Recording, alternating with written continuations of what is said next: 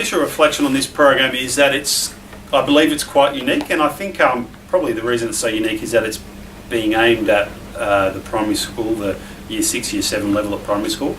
And I think leadership or just general life skills, it's not something we're always taught. We go to school and we learn about maths and science and geography and English, and they're of use, but it's some of the softer skills that we don't necessarily pay attention to that actually can give us a framework as we grow older through which to achieve the goals in our life. And I think it's important to start discussing them, to get those terms like leadership, like vision, resilience, engagement, to get those terms actually out there amongst the kids and familiar with that terminology. And then as they grow older, they can gain a better understanding and see how they can use such a framework to live their life by.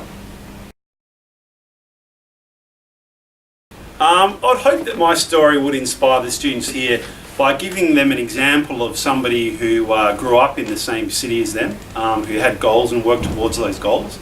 I also think the example I gave of the 2 young English kids, Rob and James, who were 17 when they were decided to climb Mount Everest, and that was only 5 years older than the age of these kids today.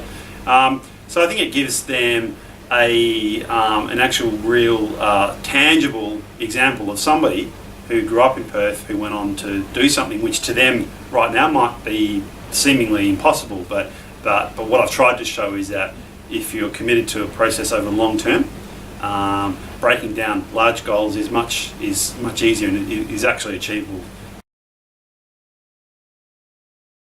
I guess that's sort of the way that I try and give back to the community, is with younger audiences. I do a lot of work in the corporate sector, but I think that at the younger age you can have a huge impact. And I remember, I think I was in year 11, seeing a speaker come into our high school who was a mountaineer, and I remember thinking, wow, that looks so amazing, and I've never forgotten it. And so I think that things like today might actually stick in their mind for quite a while and actually have potentially a large impact. They may not realise at this point in time, but a few years down the track, who knows sort of what something like today where it might lead them. And yeah, a great sense of satisfaction to have been able to do that. But I think the process for me has actually been a lot more rewarding post-climbing Everest, when I've really looked at what it is I learned out of that whole sort of intense period of working towards Everest. I didn't realise at the time that I was learning a lot about myself, and that I was in a fairly unique environment, one which is a great environment to learn also about others. So yeah, obviously I'm really thrilled to have been able to do that, to be able to carve out a career for myself, and to continue to do something, a job which I'm really, really passionate about. I feel very privileged.